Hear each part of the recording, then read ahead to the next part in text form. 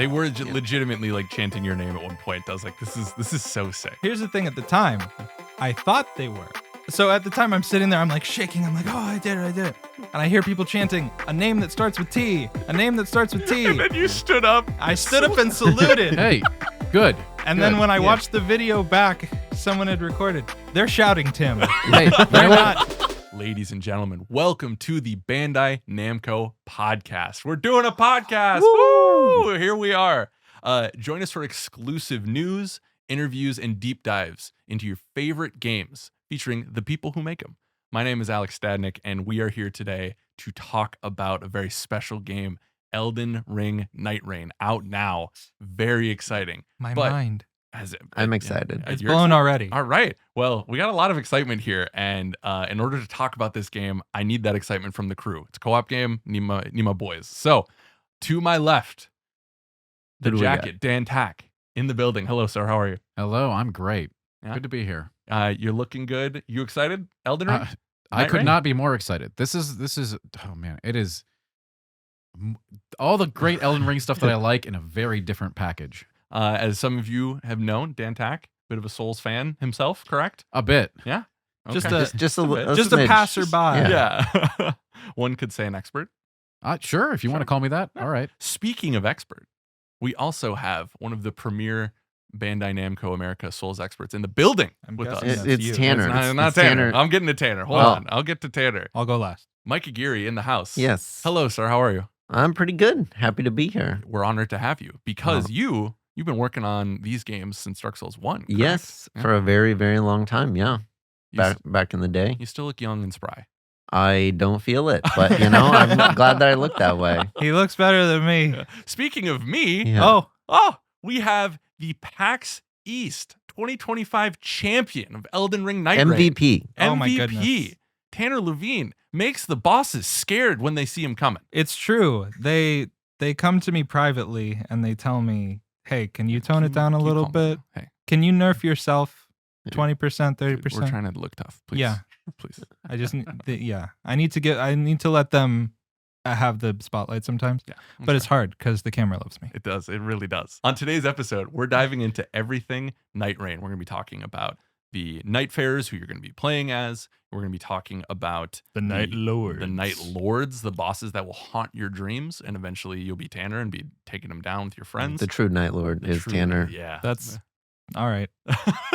I don't want to die. And so much more. So let's jump into it. Let's kind of set the table for what this game is, because we have a lot of Elden Ring fans out there, which thank you for watching. But Night Reign's a little bit different, right? Night Reign is a 3-player co-op experience. And I think if any of y'all want to chime in, like, what if you were sitting at a table and someone's like, hey, what is this game? Like, Micah, what would you tell them? Like the elevator pitch is for this. I mean, I would put it as, have you always wished that you could continue to play with your friends after you down that boss and go exploring and experiencing the world with them? Well, then this is basically the game that does that. It's built for that multiplayer component that, I think really resonates with a lot of people. And that's, for the people like me, even though I've worked on it for a long time, I'm not great. I'm not a Dan Tack level god at these games. And so it always, sometimes I need to rely on a little phantom assistance. Yep. And now they're just part of the game. And then it kind of makes the whole experience shaped around that. And it's a lot of fun to play with friends. Really well said. Either of you want to? Yeah, I mean, there's a lot to it, right? There's so many different genre elements coming into this sort of mixing bowl here, but I think some of the really awesome things about From games have been translated very well. Like for me, one of the greatest aspects of the From games is that cycle of like challenge and triumph, right? So you're fighting a foe that might seem really, really hard or even impossible at first, but once you start figuring out the nuances and elements around it, everything kind of syncs together. And now you're doing that with other people. So you still get that awesome thrill of victory when you take a boss down, but now you're doing it teamwork style. So get from the get-go, no need for summons. You're part of a team. Yep. And also kind of the short form nature of it, in that it's these 45-minute sessions that you get to go through that moment of triumph in little digestible blocks. Whereas in Elden Ring, it might take you hours and hours between those experiences. Now you can just kind of chain them together back to back. And one thing we definitely should touch on is the roguelike Yes. portions of the game. So, it's not just, you start at 0 every time, you play 45 minutes, you take on the Night Lord and you move on. You're accruing resources as you play so that, over time the sine wave Yeah. goes Yeah. to 1. You know how sine Excitement waves curve. Yes. The excitement curve. yeah. Yeah. So you'll accrue currency, you'll accrue items that make each run easier. You get stronger, you start stronger off the jump, and so there's that process to it as well. I think that's when, because I, like many people, was curious about what this game was, but when the roguelike part of this came into and clicked in my head, I was like, oh, this is 100% like for me, because roguelikes have been a genre that I've really taken to over the last couple of years. And pairing that with the pedigree of Elden Ring, I think is really, really exciting. So I'm curious, when you guys first heard about this game, Micah, we can start with you. Like, Oh no. I mean, like, what did you think? wanna Like, go where? Oh, yeah. Yeah, this may be a little controversial here, but Mhm. when I first played, I think the first prototype, Dantac was there. It felt strange, and Mhm. then as time progressed, and as they iterated on the design, and they added all these, more of those roguelike elements and more of the speed, it started to shape into kind of what it's become, and this really streamlined, exciting experience Mhm. that makes you feel different every time. And those roguelike elements, I think are really cool because it brings out your need to adapt your strategy. Whereas have played every Souls game, every Elden Ring with the exact same build. Basically, I don't like strength builds. I don't do all this. And then some runs, it's You just hear like Hey, How do he's you feel allowed. about He's that? allowed to be I wrong. don't believe. Yeah, Yeah. and sometimes it just gives me strength weapons. That's all I have at my disposal. And I want to play radar in one team comp with a bunch of squishies, and now I'm pretty good at it. It kind of forced me to learn like all these different systems that they put in the games that I've kind of opted out of over time. And And Tanner, do you want to let Dan talk now? Yeah, you're allowed. Okay, cool. I'll press Oh, your no. audio button. Sure. So one of the things I think that is so fascinating about roguelikes that's really been nailed in this game is that you have two different kinds of progression, right? You have stuff that you're unlocking to give you different build compositions and stuff like that through the relics and other things like that. But you're also you're learning. And I don't just mean learning how to swing your sword like you would in Elden Ring. I mean, like, as you go through the game, you're getting map knowledge. You're like, okay, maybe I'm playing the Iron Eye this run. We should do a quick stop here at this Madness Tower because I know there's going to be a bow spawn there. So that's a good way to kick off the run. And making the decisions on the fly using a combination of the learned experience plus the things you're unlocking to create builds. You can create some really interesting builds with the relic system.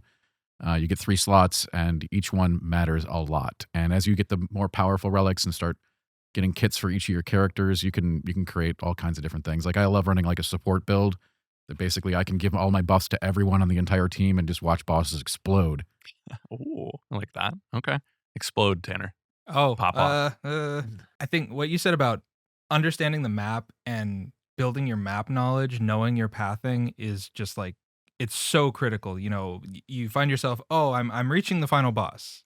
I'm getting there. I'm finishing day 1. I'm finishing day 2, struggling on the boss. Well, you look at it, you're like, okay, you're only level 10. You want to get yourself up to level 13. Like, understanding the map, understanding where you want to go, what points you want to hit, what power spikes you kind of have that allow you to take on tougher stuff. Like, that's in my opinion, that's going to be the difference between a good player and a great player, is just working the map. And I think that that's a really cool, because the bosses are not the end all be all of this experience. The whole time you're running around the map, that's Night Reign too. So don't neglect that part. Yeah, that's kind of the foundation of your run. Yeah, it can be pretty intimidating at first, right? But by your 3rd, 4th run, you're starting to pick things up. That's the thing. Like, at the beginning, you don't know. You might just try to take on, a dragon at level 1. That's not a good idea. Royal Carrion Knight, that's right next to your spawn. Sure. Network test Looks players. friendly. If you know, you know. Yeah. It's like Tree Sentinel from Elden Ring, the core Yeah, game, there you go. Yeah. all over again, You can right? go- but just go you quickly somewhere else. learn you should probably just walk by that guy. Yeah. Yeah. But that also makes for very good content, should you not? It's a laugh either way. a laugh, yeah. Overcome those challenges. Yeah. You were talking about the player, Tanner, and I guess I'm curious from y'all's perspective. Tanner, we can start with you. We've seen, we're online. We see people's feedback and stuff like that. I think a lot of people were like, is this for me? This isn't, this is not Elden Ring as we know it, right? So it's like, we've kind of answered a little bit, but like, who do you think this game is for? Well, I'm certainly not paid to say this, but this is a game for everyone. Yeah. And I really do truly mean that. I've watched people who have never picked up a Souls game in their lives, group of 3 with their friends, and just they have fun. Mhm. You know, you run around, you figure stuff out, you have your goofy thank you Dark Souls moments. Like, anybody can play this game because you're with your friends, because you're playing together. You know, the Souls veteran, they're going to smash through it eventually and they're going to have a great time. But truly, you know, a lot of people say like, oh, when I played Elden Ring, it was my first Souls game and I played it with my friend. I just summoned them in over and over and we just explored. That's here for you. Mhm. So really anybody could pick up this game. Micah, do you agree? Yeah, I Yeah. mean that shared experience that even if you're not, like a great Souls player already, you have that kind of added benefit of having support there. You're working as a team. Someone else is pulling aggro of an enemy if you're not great at rolling yet, and it gives you time to kind of build those skills more slowly over time. And as you're also learning the map and you're learning all the tools, and maybe one run you get really awesome passive drops, really good items, and it just creates this like super powered build. And that's kind of the fun of the roguelike elements is you can get stuff that makes you overpowered. And then Mhm. you're like, even if I'm not the best player, I can still be like, I'm a god, die, Right. everything. Uh-huh. And so that's great. And I think it smooths out kind of that onboarding for people that are new to the genre. Mhm. And gives a little bit of everything for people that like roguelikes and like co-op games. Yeah, I think it's been fascinating figuring things out. Like it's really a game about discovery. So like for example, I don't want to get too much into the weeds here because it'd be kind of spoilery. But Okay. for example, like let's say you're going to go to one of the forts on the map. Like once you learn that, well, what if it has the sort of sickle coffin enemy in there? Mm-hmm. You quickly learn there are enemies fighting that if that's the spawn. And the enemies can take off about half that health bar before you even have to engage with the fight. Just trigger it, let the little like knights fight that thing, and you'll take its health bar down to half before you even go in. So that way, if you want to tackle it at like level 1 or 2 Mm-hmm. before you go into the fort, again, all these kind of different little things, they all add up over the course of a run. It's just fascinating to see things play out. Yeah. Because again, I think that the different experience every time element of this thing is really, really interesting, and it keeps me coming back every game because there's something is going to go differently. Whether I'm playing a different class, different spawns, different bosses. Some of those night bosses are really not the lords, which are fantastic, but the day-to-day night stuff that keeps things really fresh every single time. Yeah. I mean, I was seeing people get rolled in PAX East when we were demoing the game, right? Like, and it was like, and it was so fun watching and listening to the casters who had been watching it for literally like 24 hours, like 24 full hours of gameplay watching. And we were on the last day and they're like, we haven't seen this boss, and it wasn't anything paid. It wasn't anything like, it was like, this is real. And like, this is what wasn't it like? okay. I wasn't clear the first time. Yeah, I wasn't. Sorry if I misspoke there, Yeah, but that's fine. there was a level of like discovery there that I think is important to me, as well as someone who came into the Souls community in Elden Ring, like a lot of people did, and like discovery and getting huge is like two of my favorite parts of that game, right? So to have those elements in a format that I'm quite enjoying now in the roguelike is just like this perfect like souffle. I don't know, I don't eat souffle, but it's this beautiful baked good that I'm really excited about and I'm enjoying. Makes So it sweet. It's one of those cannoli. things like the DNA is all still there. It's just Right, different. So like if I'm playing Elden Ring, I'm Mhm. like, okay, I'm going into Millennia's place. I know exactly what's going to happen. I know where all the spawns are. Right. I know how I'm going to take her on. With this one, you've got to adapt and overcome, which is an added level of just engagement. I think it's very interesting stuff. Yeah, it forces you to think about, are you going to take this thing that maybe it's not your preferred playstyle, but it's strong, Right. and then you have to start building your build around that thing you got. And Right. it's, maybe you normally play a strength weapon, then you have a rapier with rot. And you're like, well, that's really good. But now there's a passive that gives you healing when Right. rot is applied. So now you're like, oh, I can start building into, this different direction that's out of my normal playstyle. Well, and we saw people too who were like they're building up a bleed build like crazy, and then they'd run into undead enemies, and it's like, Yeah. you're cooked. Then, Sorry, like what are you gonna Deathrite do? Bird Yeah, comes up, right, and you're like, yeah. well, my build's Oof. scuffed. Yeah. Spoiler alert: bleed is still really good. Yeah. Yeah. The thing it's fascinating because there's another level on top of that too. While you don't have to communicate with the other players because there's a really cool ping system in game so that everybody can be on the same page even if you're not communicating. But if you are, I could talk to you and be like, all right, we're going to try to stack up a bleed build this game. Get your relics. Mhm. So we'll already be going in with that in mind, and we'll try to seek out places on the map that could give us bleed weapons and stuff like that, and then really tailor it all around that and just be like, blood gushing everywhere. Good times for all, giant chunks of health bar being removed instantaneously. So blood gushing and good times for all. And that gets really There's the souffle. interesting when you start looking at some of the more like the higher skill cap classes, like the Recluse, who can actually make magic cocktails from all kinds of elements.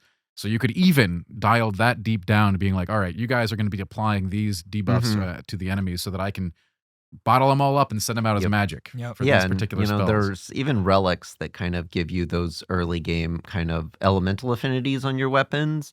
And I think that's the coolest thing, for if you're coordinating with like a Recluse that benefits from having those different elements to say like, hey, you do lightning, you do fire, and now your Recluse has 3 elements at her disposal. So a lot of cool stuff if you're coordinating even from pre-game with your relics and your friends. Well, and you mentioned, so let's get into it a little bit more with the classes, right? So 8 classes, correct? Yep. 8 bosses. There are 8 Night Lords. 8 Night Lords. Excuse me. Yes, that's a good distinction to make. So day 1, day 2, you're going through 3 days. Day 1 and day 2, they have bosses at the end of each run. Correct. Yep. And then that gets you to the Night Lord, which is the big daddy. Yep. Or mama, depending on. Right. Yeah. So you're not Big going creature. through the Big game creature, map yeah. on day 3. Day 3 happens immediately after you finish the day 2 boss. You're not going to be going exploring the play space anymore. You're going right to the big arena. You travel through the goo. The goo. It's Yeah. That's what I call it every single The time. goo. Yeah. Also one of the more beautiful moments of that the path door through the and goo. stuff. When you traveling walk through the goo. when you walk to the gate. The Yeah. post goo. The post goo. Yes. post goo as it's called. cathedral. Yeah. It is really beautiful. Terrifying too. It's a lot of mixed emotions in it. But yeah, so that's where you'll fight Gladius, you'll fight a bunch of other bosses that we have coming out. Night Lords. Night Lords. We call them Excuse Night me. Lords. Yeah. Lords of the night. Lords of the night. They have earned their titles. But Yeah. They're challenging. They encounters. are Yes. quite. Do y'all quite have a boss? We'll talk about classes in a second. Do you have a favorite boss that we can talk about? I don't know if we should talk about my favorite. Oh, what a tease, Dan Well, Tack. Yeah. I mean, not to be too one note, because I have fought him ad nauseum, but the Libra fight, the Equilibrious Beast for our folks playing the home game, it's all the home game. What I really enjoy about that fight and what makes it my favorite fight is that it feels more like an MMO raid boss than just sort of a smash and grab kind of situation. You have zones on the floor you have to get out of. You have distinct phases that sort of Cycle. come and go. Yeah. Yeah, they cycle throughout the fight, so you have to understand when he's in this phase, he's going to do this attack. And so it's much more of a sort of finesse communication fight, which I find I really enjoy, whereas something like Gaping Jaw is a much more straightforward classic sort of Souls boss where the goal is don't get hit, don't get eaten. Yeah. But with Libra, you have just a lot of things you have to be aware of. There's a lot of visual information you have to parse. And once you actually master that, you just feel smart. It's not like, oh, I out leveled this boss. It's oh, I figured it out. And so that's been my favorite.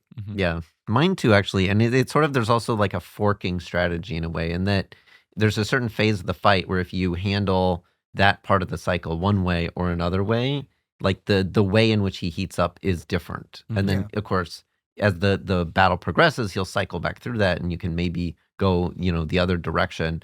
And so it keeps the fight feeling very dynamic, and that and you may be trying to go one way and you just do not achieve it. Yeah. Right. And then that forces you maybe into a situation you're less prepared for, not hoping for. But what's beautiful about that also is even if you go that left way when you meant to go right, did I do that backwards? All right. We'll check the tape. Yeah. Yeah. But play it in reverse, so there it's you even go. more confusing. Yeah. It's not a game over. Yeah. You don't make one mistake and it's game over. You just have to adapt. It's a fight of constant adaptation, which I really enjoy. It's not just one strategy the whole time will win. You have to really think on your feet, so that's why I enjoy it. So Libra I like a lot because of the whole let's make a deal aspect of it. I think that makes it very different than that's the other great fights too. in the game. I really enjoy that part of it the most. So I won't talk about my favorite boss, but I will talk about my second favorite, Oh. which I think we've shown, which is a big ice dragon. Mm. I think the best way to surmise this one is sort of terror and elegance together. And Yeah. it's a beautiful fight. Is it Awesome soundtrack. I always love that in the From games when you have a synced up soundtrack, and that fight is it's not super fast, but you really have to stay on your toes the whole time because You got to stay frosty. Yeah, yes, indeed Wow, you you do. gave that up Indeed so you easy. do. Yeah, look at you. Yeah. Okay. So yeah, and I'm really excited for players to find my favorite one. Oh, you look at this man. This man's been on the bench for a Yeah. couple years. He's back. He's teasing it out. This is good. He was never on the bench in our hearts. Yeah. No, we always knew where Dan Tack He's was. always first string, yeah, heartstring. pulling the heartstrings. Yep. Yeah, that's you. Yeah, I think especially Souls fans will enjoy that one. You just ignored it. You Yeah, just- Yeah. hey, we're just moving along. We're just moving moving along. on. Yeah, we're running low on tape here. Yeah, I think one of the coolest things going back to like Libra and the PAX event, which is if y'all haven't seen it, you should go to our YouTube page. We have a recap of it. It was really awesome. Having the fan reaction to that moment, you could feel it Oh, in yeah. the room. Yeah. And you two were playing it. Like, Yes. yeah. But Tanner was playing it successfully. I was there. Yeah. You were Yeah. you had good moments. Yeah, one or two. The thrilling highs were The so high. Bottomless lows. And the crushing, embarrassing lows, which of course I'll describe first Please. because It was a good one. I don't want to talk myself up too much. So we'll start at the bottom and now we're here. Yeah. So we were playing. We were having a fantastic run. We were playing. We had some influencers helping us out at Mhm. PAX. So this particular run was with Mr. Ouroboros. Shout out to Ouroboros. Shout out to Oro. I'm pointing where there's Yeah. no camera. Over here, yeah. Shout out to Oro. And here Yeah. he is. No. And we were doing so well. We were so ahead. We were up on levels, just crushing, like- crushing. I was Over convinced 13, you guys right? were going to get it. Yeah. It was the cleanest run through days 1 and 2 that you could possibly have. And that was for Oro's first win against Libra. We thought it was going to happen. Yeah, it was smooth as butter. And then we get to the day 2 boss, and it spawns in, and it's Deathrite Bird, and it's like, okay, we know how to deal with this. It's a returning, boss from Elden Ring, who is in like 4 different places in Elden Ring. We're used to this. We're fighting it. We're crushing it. I go low on health. As you tend to do. Well, all right. Yeah. I thought I was good at this. Yeah. And the way I just kind of get knocked by the boss knocks me out into the Night's Tide, into the fire area, and I go down.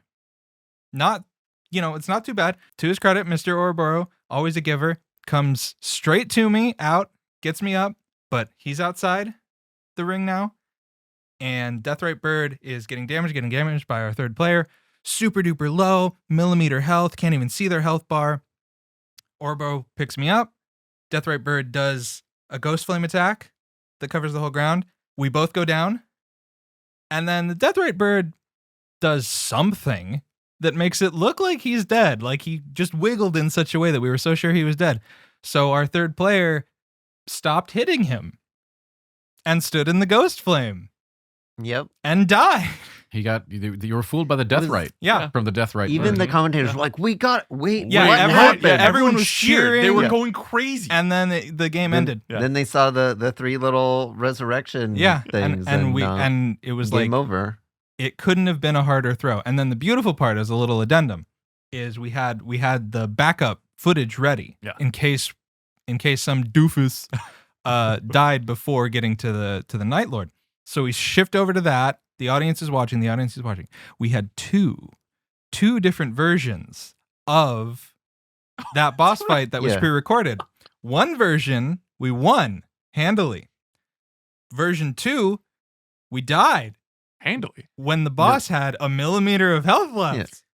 So guess which one they chose to run after we had died. And so It the was the audience got to first- Because they had to Doubly pre-queue it, and they sad. were like, "We've always been using the victory. Let's Hold on. queue up We was a me. lot." Hold on. I'll take Okay. credit for this. It was This the is your first fault. time This is we your fault. queued, lost the entire time, and it was just this dually awful. Yeah, like, it was the same exact situation twice in a row, Yeah. and we just absolutely disappointed. there was tears in You the stacked audience. disappointment There was tears on in my disappointment, eyes. It was yeah. a whole thing. but if I can take a few moments, to talk Please. about my soaring victory now. Yeah, It was- let's hear it. Please. We had yet to beat Libra. over the course of PAX. I was playing Iron Eye. I had a bow. I was shooting stuff. We're fighting. We get to Libra. We're doing our best. Everyone's fighting for their lives. Other 2 party members go down. And I'm the last one alive. And I look at my ult. Okay, I don't have my ult. I know that I can't deal enough damage to my allies. By the way, you revive your enemies by hitting them, Allies, your allies. friends. which is a fantastic implementation of that. But that's neither here nor there. I knew I didn't have the damage to get both of them up, so I was like, okay, I got to play for time. So I'm just frame perfect dodge, no damage, stay alive. And then this beautiful moment, Libra goes into a phase where he's not going to attack me for a little bit. I turn to my nearest downed ally, bam, pick him up.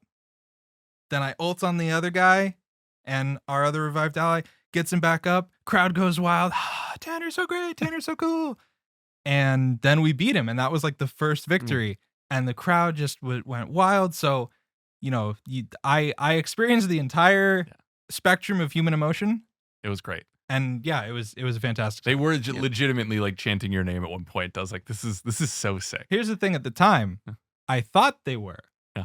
But It was Tim. our guest player of that particular run's name was Tim. There was another time where it was your name too. It wasn't. But this particular one. So at the time, I'm sitting there, I'm like shaking. I'm like, oh, I did it. And I hear people chanting a name that starts with T, a name that starts with T. And then you stood up. I stood up and saluted. Hey, good. And good. then when I watched the video back, someone had recorded. They're shouting Tim. Hey, you know They're what? not. It's okay. You were proud of your moment. You had the moment. I say take the bow. I think you did. You excelled. That's You for were the MVP of PAX. Yes, Thank you. For 100%. sure. It was a life-changing experience. And Micah, you were 6th man of the year, right? You were all right. You did okay. I lost every single day until I think the second from the last match of PAX. Yeah. And thankfully, they carried me through, I feel. Yeah. But I did end up doing pretty good. I was perfect rolling those at the time, and Yeah, my you were- whole team was down. You were locked in. Yeah. You were Yeah. locked in every time. I also knew because I would be ridiculed unbelievably if I never defeated him that time. Because going into PAX, I was the only person that had actually defeated him at this difficulty Right. level. And so everyone's like, "Oh, you got this," and then it was just loss after loss after loss, and I was starting to doubt myself at Oh, the no. end. But then we're like, "I got to do it," and we did it. So Yeah. it was good. I mean, that is the beauty of that structure of those games, right? It's you're constantly Yeah. pushing the ball up, right, and then you finally get it to the top, and like, Yeah. I do think a lot of my loss because I was cursed. I absorbed all the curse energy from Tanner. Yes. There were people of varying skill levels, and also Mm-hmm. because of the kind of randomized part of the game, there are some events that can occur that are challenge you in ways beyond others. right. And I got a lot of those very challenging situations, and And handled them with grace. of course. I definitely handled them with grace and not extreme disappointment and sadness. And so it was like, even when I thought we had the run going, Yep. and then it was like, but what if you just lost 3 levels? Yeah. And then, Mhm. you get to the boss, you're like, well, I don't think we stand a chance here. He just kills you instantly. And, that happened a lot. But then, other times we made great progress. Every time it was clawing a little bit closer. Finally, the last time, even though we got that same level sapping, event, Mhm. we were able to overcome it, get our runes back, get our levels back, and then beat the boss. And so I think that sense of overcoming, that even overcoming Yeah. the curse, Right. made it The feel triumph. Do even you better. know the name of the curse? Did we ever talk to the curse? It is a situation where a one of the Night Lords can invade or otherwise tinker with your run, even when he's not the Night Lord that you are pursuing. Oh, Yeah. sounds So, like a stinker. you know, The Night Lords can show up in your runs, even though exactly I'll as tell as sort of guests with special Yeah. abilities. That one's a real pest. Yeah, absolutely. All right. I got it. Dead silence. Thank Which- you. That's what we aim for. Which one of y'all There was a run, maybe like a couple days. It doesn't matter. Which one of y'all got literally one-shotted? That was me. Libra? That was also Yeah, me. that was Okay, the standard. highs Yeah. and the lows. We Yep, got it. I Okay, had the yeah. lowest lows. I was just remembering that. Yeah, and that one was on the back of a Oh. truly harrowing run. That Mhm. was a great day 2 boss Yeah, fight too. that day 2 boss fight, we were a little under leveled. It was Crucible Knight and Golden Hippo, and it was great in one way. It was great in one way because it took us a long time to get through that fight. We were low level, low damage, but we knew we could do it. We just locked in, beat that boss. Still a little low level. And then we go into the Night Lord, we go into Libra, and Very late on time. very late on time, very We're behind on a schedule. schedule. Yep. Yeah. We I'm gotta do sweating. these I have the on the hour. microphone. I'm Yeah. like, come on, we got to get going. Yeah. And then Libra spawns in. He immediately does a big explosion right in front of him. Our 2 melee players die. Then he dashes forward, bonks me on the head, and I go down in one shot. Game over. 0% damage done to Libra. At least it was quick. It Yeah. was quick. It put us back on time. Yes, it did. put Yeah, us thank back you on for time. that. Thank you for that. We didn't have to have a late show, so you're welcome, I Boston. I had a buddy in that show, and I was like, "Hey, look at this game. It's good. Like they're rolling. It's gonna be great." And then y'all got one-shotted, and I was like, "Well, thanks for watching. I'll talk to you later, buddy." Let's talk about the night fairs. Let's talk about. You haven't talked in a little bit. Let's talk to the day attacks over here. Let's talk to day Okay, attack. you can always talk to me. DTZ. Whomst is your favorite? Okay, Why? so this is a complicated question. I definitely have my favorite is Wilder because let me go into it. The grappling hook or whatever it's called is so fantastic. Claw shot, by the The way. claw shot. The claw shot. The claw shot. Definitely not a grappling hook. It's the claw It is shot. the claw shot. Yeah. Now the claw shot, as soon as when you start playing with it, you're like, okay, I get it.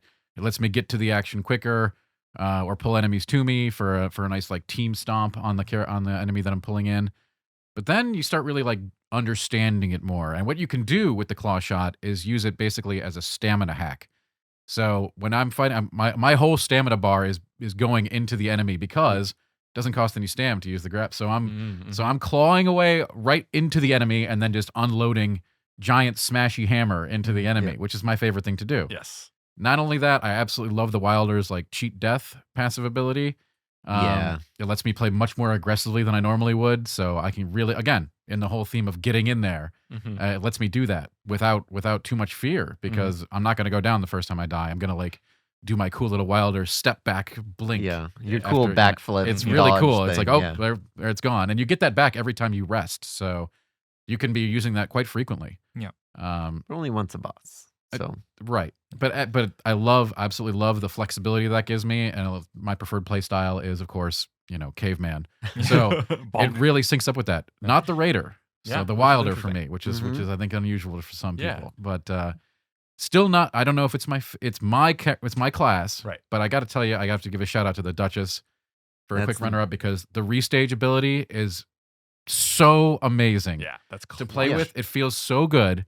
Now, obviously, if you're playing Duchess, you're very fragile, right? Mhm. But restage, especially with a team you're coordinating with, or even if you're not, if you just once you get the visibility, once you can understand how to see the play field and what's happening, like they're ulting now, they're critting the You enemy, anticipate the damage. and anticipating Yeah. when damage is going to flow into the enemy, and then you get to play it all back again on a really short cooldown. Yeah. It's Yep. fantastic, and it fulfills that sort of the characters are kind of archetypal, so it's that rogue fantasy of dishing out a massive strike on your opponent. Yeah. God, I love the Duchess. Yeah. It's my favorite. Yeah. Yeah. Spoiler. You took his whole Okay. answer. Okay. One thing I do want to say, talking about the claw shot, I've seen people kind of using it for mobility in just map traversal. That if you just kind of hit it right, you can sort of fly over the map like some sort of superhero bitten by a spider who, whatever.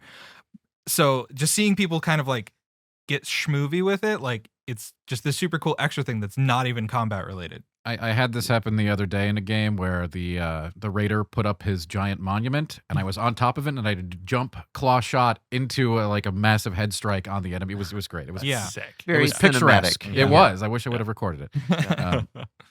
Yeah. Okay. Yeah. How about you? Yeah. But so Duchess. Duchess. Is your girl? I mean, it's being able to play back that huge amount of damage, and you then become so aware of the damage output from your team. Even though you're like locked in on the boss to focus on your avoidance, you always have to maintain like a view of that health bar in your peripheral vision, or just an otherwise, observing kind of what's happening, because you have to play it once the damage has been applied, not Mhm. just Not like before. or Yeah. in anticipation. So you have to wait until the actual critical hit happens. When a guy gets staggered, you're doing the damage, you have to wait until that health bar drops.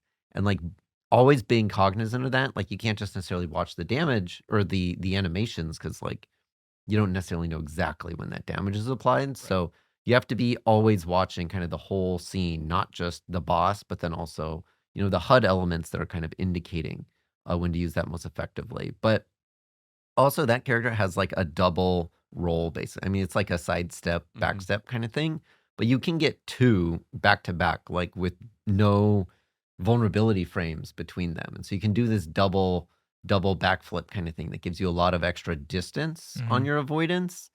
And I haven't never been good at fat rolling, so Who is? I like to spam that roll button, and then she kind of gets 2. So it plays to my panic play style. Okay.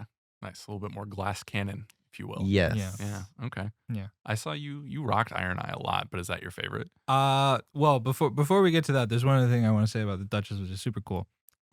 She has a relic attribute that you can get that triggers restage when you complete a full combo. So you can restage you can double restage, and it was happening in game, and I was like, why is this happening? Yeah. And then I remembered, oh yeah, I have that relic active, so it's just like you just every couple seconds you just hear that tick tick tick tick tick tick tick, and it's great, so you can like get it up passively. Anyway, Iron Eye, terrific. I think he gives a play style that in past FromSoft games was never the most viable. The bow builds just you could get through the game with it if you really wanted to, but it wasn't really the intended way to play. So Right. so having that option in a game like this, being able to act as that ranged firepower artillery is great. And I encourage everyone, especially people who are coming into this game for the first time, don't have a lot of experience in Souls games, start with the Iron Eye.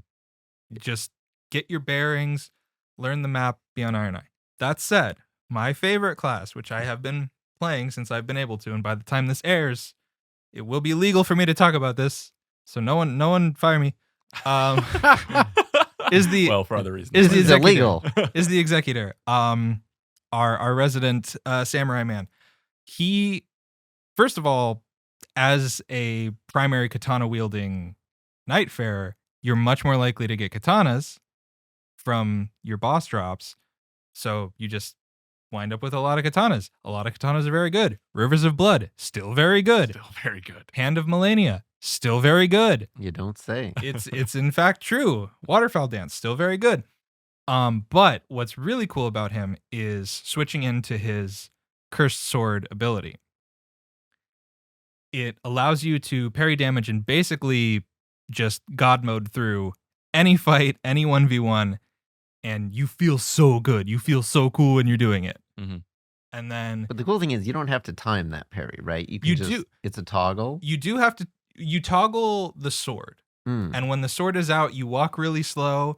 So if you have any of those passive abilities that have an effect when you walk, while walking. it counts during that. Yeah. Nice. Super great. Pro tip. But yeah, so but the parry timing in my estimation is a little bit more forgiving than in some other You don't have Souls to be a parry god. You don't have to be a use his parry god. It's so you just go clang clang clang clang, and you power up your Cursed Sword, and you can do this really cool counter attack sort of thing, which is really awesome. And his ultimate, which is called Aspect of the Crucible: Beast. In fact, it's super flexible in what you can do with it, because basically you use it, you turn into this giant fox dog beast creature that has Crucible beast, one might say. a crucible beast, one might say. One might. Different attacks on every shoulder button. So once you kind of figure out what circumstances you want to use which attack, which ones can, you can get relics that when you do your roar attack, it restores your health, all that sort of thing. Can you do the roar for us on camera here? Meow. Oh, nice. Very nice. I don't think I've heard that one before. I've been using a custom soundboard. Yeah. No, I haven't.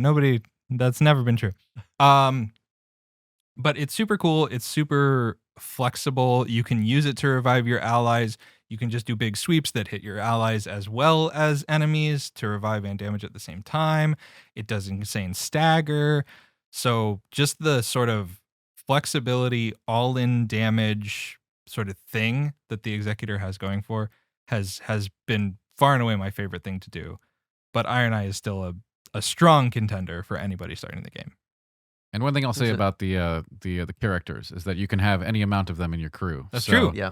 It's really fun to experiment with different compositions, like 3 Wilders. Yeah. That's a lot of beef. Triple It's Guardian. a good one. 3 Raiders. The Now Triple that's- Guardian. I have block. not seen the 3 Raider comp Triple now, decker but that's right the first thing I'm going to do after this There we podcast go. now. It Those- sounds It's like just those going to are the be beefy boys. pure stagger. Yeah. again, even though I do like the big bonk play Mhm. style, the Raider is great. Like, I love the fact that you can just punch people with him. Yeah. You basically get hit and then you hit him back even harder. Yeah. That's how his And play style. so that's his like base skill is retaliate, and the more damage you take, the stronger the stagger damage that it does, and the animation changes too. So he starts like glowing. He's like steaming Yeah. when it's fully charged, Mhm. and he just like huge uppercuts the Yeah. guy, and like you'll go up to Gladius, this giant Cerberus dog, and just like uppercut him right in the face, Yeah. and it just like knocks the whole thing back. It's so satisfying. Yeah. Yeah, you also soak a ton of damage during it. Like you take a little bit, but like you can soak gigantic hits. You have and a just get huge chipped HP. down. You're basically designed to get hit. Yeah. You're supposed to be taking damage to punch even harder, which is Mhm. a pretty cool play style. And as someone who is not a parry god, can't wait. Day 1 Raider. Yeah, 100%. you just soak through the damage. Yep. And then big bonks. I saw when we keep talking about PAX East, but like Oro had a build where he had the 2 anchor. Mhm. And I Mhm. just I want to do that. I just Yep. want to swing my anchors Ultra left bonk. and right. Yeah. The bonketing. Yeah. Bonketing 2. the sequel. Is there any other classes we want to hit? I mean, they're all awesome, but you only Yeah, asked us right. for our favorites. Favorites. Correct. Any other No, other highlights? I want to go back to Tanner's definitely not favorite, but totally his favorite Iron Eye. Mhm. Yeah. And that's also that because he's primarily ranged, there's a lot of utility Mhm. in him because the revive system is done through attacking your teammates. Yep. And so because he's doing ranged attacks, he can shoot their downed bodies and revive them from range. So, normally if you're having to do their melee attacking, you're very, very vulnerable Mhm. while doing a revive on your teammates. Mhm. But Iron Eye can do revives from a safe position, which is Yeah. double helpful for people that don't feel super comfortable yet. Especially in being the up early days close. of this, right? Right. Everyone's Yeah. first getting their hands on it right now, so it's like that is a huge help to y'all. And in the early days, I think the classes that we've talked about are actually probably some of the best to start with. Yeah. Yeah. We did not talk about the Revenant or the Recluse, but Mm. which are awesome, by the way. They, but, Yeah. but I would say they're a good deal more complex than some of the other characters. Right. They're Yeah. actually skill ridiculously ceiling. strong Yeah. once you get there. right. Yeah. But if your first play session is like today or tomorrow, I'd say, hey, Mhm. I'm not going to stop you from playing those like really fragile casters, but But if you're running into roadblocks, try some of the characters that we've Yeah. discussed Yeah, in experiment. detail. Right. Experiment for sure. Recluse was my early days favorite. Yeah. tell me It's about it. Yeah. yeah. The spell Yeah. combinations. Yeah. It's every element combo is a different spell you do. Mhm. Yeah. Just discovering new spells Oh, from the elements. We were doing some capture and I was trying her out and I was just doing the very basic. I was burning through my FP and Tanner's like, "What? Watch this." And he takes the controller and he like summons this crazy whirlwind of spells and I was like, "Oh, this rips." But I think to that point it's like, okay, definitely need time with it. It's not as Yeah. intuitive as a wild or Yeah. as a and there's Raider. no FP flasks, so Right. it's also a lot harder to manage resources Right. on the FP based characters. There's like a lot of Recluse and- methods that you can use to get FP back, but again, you have to learn a lot from the game anyway. So I would Yeah. the character learning process. I wouldn't Yeah. add that to like every other mechanic yeah. at the same time. Recluse is a spreadsheet on your second Yeah. monitor Monitor, kind yeah. of character, so you remember all the different spell combos and knowing when you can actually get that safe damage, locking yourself into the long casting animations is like Yeah. you have to know that you're going to be safe. Like you can use the big spells. You just got to know when. So Right. it's a knowledge, as one that scales with intelligence, she requires a lot of knowledge. Yes. Well, speaking of combos, there is, like we said, early days, games just out. Is there any group comps that you guys would recommend players look at? I'd say have at least one front line, but really two. Okay. Like having some guys that can take some damage, I think is pretty important until everyone's very, very comfortable with dodging movesets. At least that's been an approach I've found a lot of success with. But done plenty of ones where I'm running as the only front line because I have an Iron Eye and a Revenant, or just two squishier people. So Yeah, while the characters do have kind of archetypal roles, you're certainly not locked into them. Yeah. Like you can play whatever the heck you want, and you'll figure out a way to make it work. In fact, that's when some of the magic happens. Actually, it's right. like, what the heck? How is this group going to work? But then it does, because you start figuring out how to combine things interestingly. Every character has different synergies to use with the other characters and themselves. Yeah. So like I can't wait to see. I'm guessing that the first speed runs are going to be done by Triple Duchess, right? That's going to just Yeah. with a coordinated 1 crit and 6 Oh. restages on Yeah. top Oh of my that. God. Yeah, It's gonna be and- so satisfying. And I will say, if you're starting this game for the first time and you're playing with your friend and you guys both want to play the same Night Fair, just do do it. it, right? Like, Yeah. there's no restriction. You can do Triple Duchess. You can do Triple Iron Eye. You can do Triple Recluse. Like, you can do it. Right. No one's going to stop you. The FromSoft police are not going to knock on your door and be like, excuse me, that's illegal. Yeah. And then you can yell at your friend who's the worst version of that. That's It's right. Like you can never play Wilder again, Micah. Or positively, you can encourage each other oh, to say, hey, I did better than you this time. This is how you do You can better. do better You than can- me next time. Yeah. Yeah, we're learning together. there you go. You're coaching them up. Yeah. That's good. So you can try any comp, and you can make it work. But of Mhm. course, you can try more classic compositions, right? Like one ranged, one tank. Very Yeah. very MMO style group compositions. But Yeah. it's up to you. Get in there and experiment. Yeah. That is my major takeaway from this one. And you'll also you'll realize that certain Night Lords lend themselves better to one class over the other. So don't just you don't need to be a one trick. Be versatile. Right. Adapt to the situation. Mm-hmm. And I think relics play a huge part in those early days too, right? Like that's And you may get relics that are really strong for a class that's not what you want to play, Mhm. and you may kind of have an advantage to just switch to that class, use that relic, as the meta progression is giving you an edge, every time you play. for sure. Do y'all have any relics that you've enjoyed the most? Should we save that for the fans to discover for themselves? There's a lot to discover there. I already mentioned one of mine, especially in the early days when I think people are going to be discovering and exploring and learning. Mhm. So for that, I picked something where every time I drink my flask, it heals my friends as well, and every time I use an item, it gives it to my nearby allies as well. So I'm Yep. sitting there eating the exalted flesh and the boiled crab. It smells terrible too. I you know. keep bringing Well, it to it's pretty work. tasty within Yeah. the world of Limveld. Yeah. Okay. And I'm just sitting there. As soon as the boss fight starts, I'm just munching on those things. I see all the buffs pop up on everybody, and then we just go to work. Yeah. And it's like those buffs make a big difference when you have it on your whole team. That's another thing I want to touch on really quickly. Please do. Usually when I'm playing a From Software game, I rarely use consumables, right? They're just kind of there Yeah. for emergencies or when I You're get saving 'em. stuck. For Yeah. next time. Consumables are huge in this game. The first few runs, you're probably going to be like, I don't want to pick up that crap. I don't want to deal with it. But it's they can make or break your whole run. So Get your grab boiled all the crab. stuff on the floor and use it. Just because you're going to find more. Mm-hmm. Just put Yeah. fire on your weapon. Yeah. Throw some bleeding daggers at people. Use all that stuff you find. The pickled golden foot, Mm-hmm. just increase your runes for a little bit. Silver pickled foot, increase your item discovery, get some legendaries. Yeah. You can use any of the items at any time. It's never a bad idea. And it's that whole don't save up 99 elixirs Yeah. and complete the game with it. Just Right. use them Right. when just use them. And you It's can a only 45-minute session. you can only They're- have they all two. go away. Yeah. You have 4 item slots. You can only have 2 of each item at a given time. If you pick something up, you have to put something else down. Why don't you just use it? Yeah. Just use it. And if you are stacking support like that build I talked about, you could even pick up another item slot on your run, possibly. But I won't tell you how to do it. Nah, not what he's here for. Well, all this talk of exalted flesh is making me hungry. It does give a lot of attack That's damage. yeah. It's an interesting thing to admit Mhm, yeah. on a recording. I mean, no one. There's cameras here. It sounds like there's a whole buffet of options, and I think one of the stations here on this buffet that we haven't hit on yet is how the actual world evolves when you play. Because bosses sound amazing, relics, items, night fairs, the whole thing. But what's this world got going on here? It's not the same every time, right? No, and that's kind of this is I could talk for hours on this. This is the place to Well, do it. wait. unlike the game design element of this. But go ahead, Tanner. Go for it. No, I'll wait. I'll wait I for could hours. talk for years, but Tanner, you go ahead. Hey, okay. So basically, as you're playing through, you're going to unlock this mechanic called shifting earth. Okay.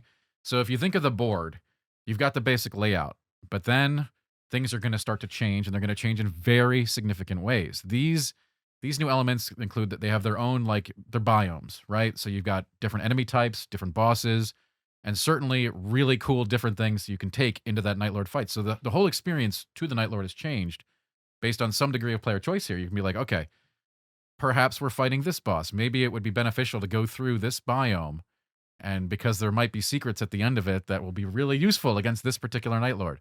Or not. You can choose to engage with them or not, but they will absolutely play a role in your runs. You're going to be like, well, there's a giant volcano area now in the middle of the map. And I mean giant. There's a lot to explore, a lot to get lost in. It changes your flow, where if you're like, oh, I'm going to take this north path to get another church over there. Well, now there's a giant volcano in the way. Yeah. You cannot swim through the lava. So it really changes the way how you're going to traverse the level. So like with any, you have to adapt. And like with any roguelike, right? You look at the structure and you're like, now we have all these different things that are possibilities. So it's a more interesting decision to make across the run. What character am I playing? What items am I using? What bosses are we fighting?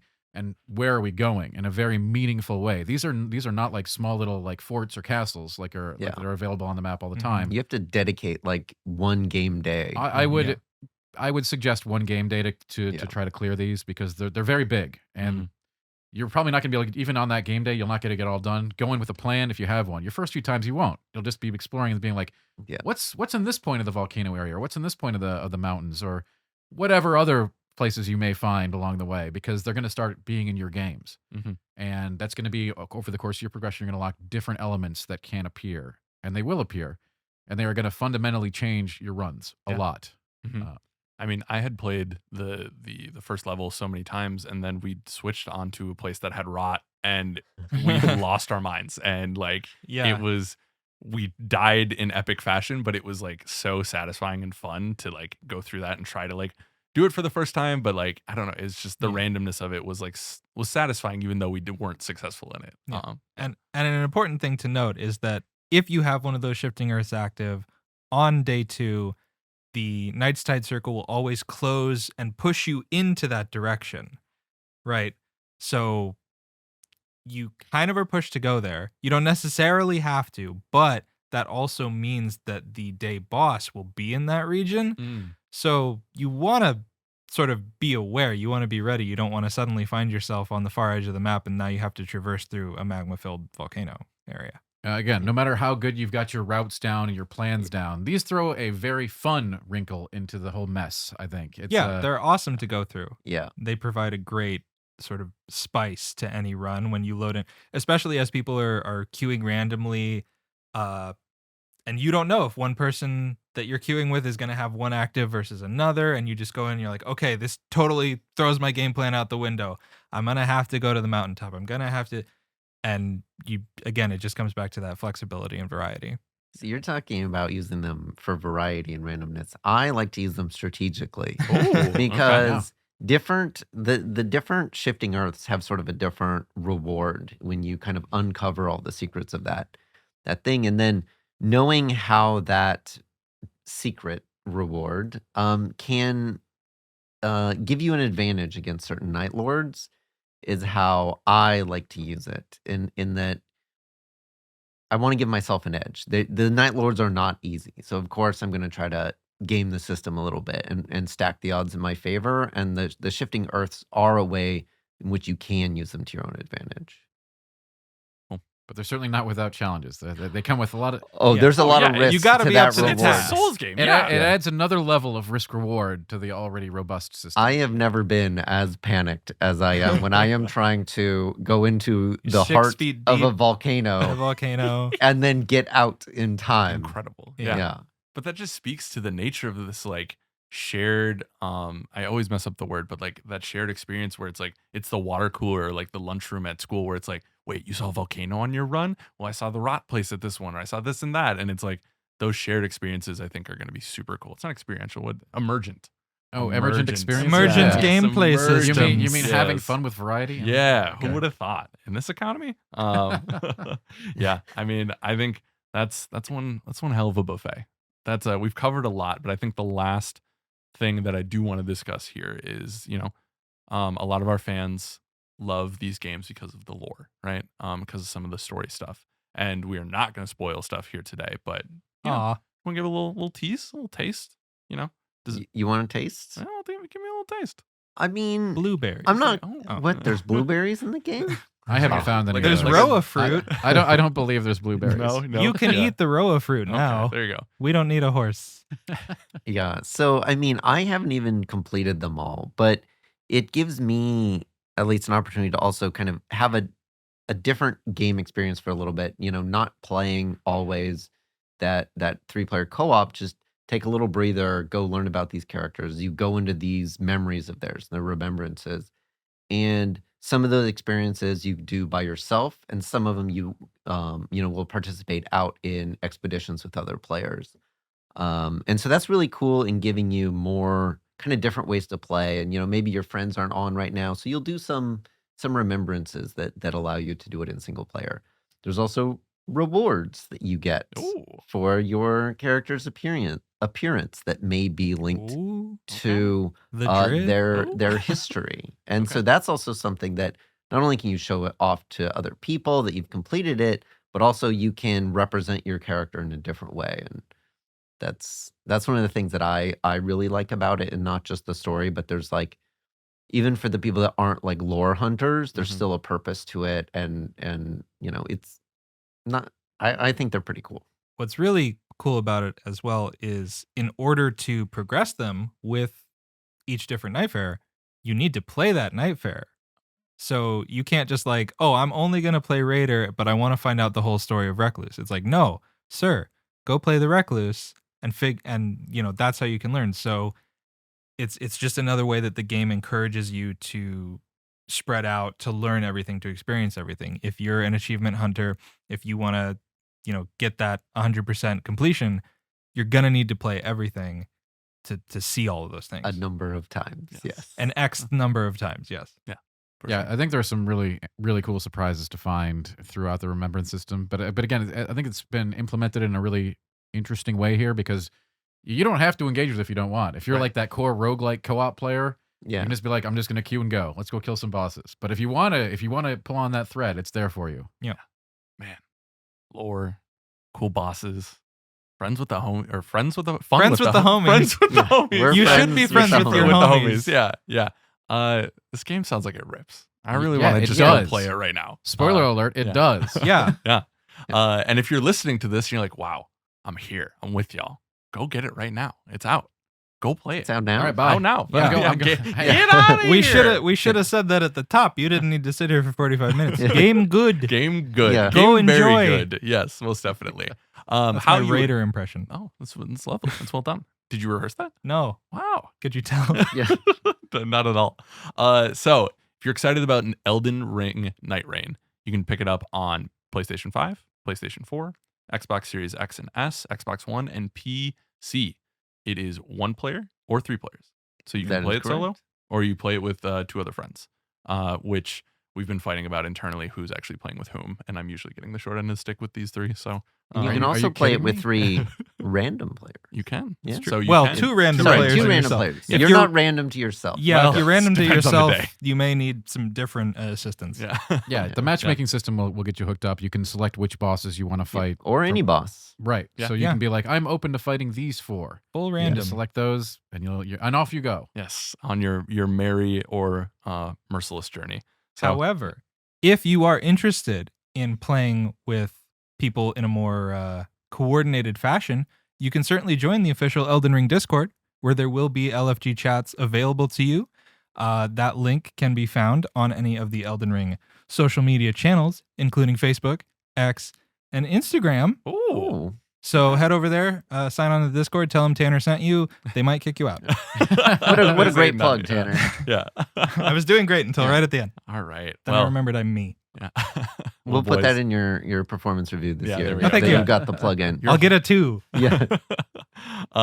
Boys, This was just delightful. It So was fun. Let's do this again. I think Yeah. we Can we should. do another Night Raid episode Yeah. right now, like a 5-hour one? Actually, We'll me, do the you, and spoiler Tanner are going to episode. go play That's after true. this. Yeah, as soon as we 100%. get home. And Alex will watch. I will. Is that a threat or a promise? You can stand in the back. If you enjoyed our tomfoolery, let us know. If you didn't, look in the mirror and ask yourself, would I say a mean thing to you in person? But this is our first episode. I would love feedback. Let us know, like, what you liked, what you want to see from us in the future. We're going to grow this with the community, and it's going to be awesome. But gentlemen, thank you for your time. Thank you for watching, for listening. Follow us on all these channels to see when the Bandai Namco podcast is coming to you after this. But yeah, let's go play some Night Rain. Bye, y'all. Let's do it. Have a good one. Bye. Take care.